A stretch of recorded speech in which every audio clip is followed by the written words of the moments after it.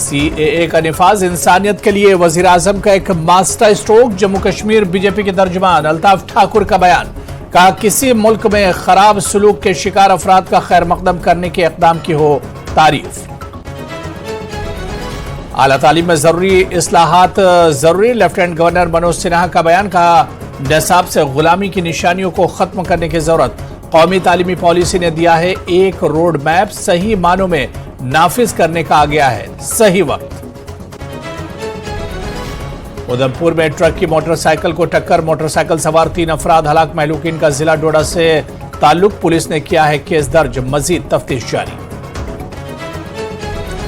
और सांबा जिले में पुरअसरार धमाका। एक शख्स शदीद जख्मी। जीएमसी जम्मू किया गया मुंतकिल। पुलिस कर रही है मामले की जांच। चंद माह कबल हुई थी इलाके में मोर्टार गोला फटने से एक शख्स की मौत।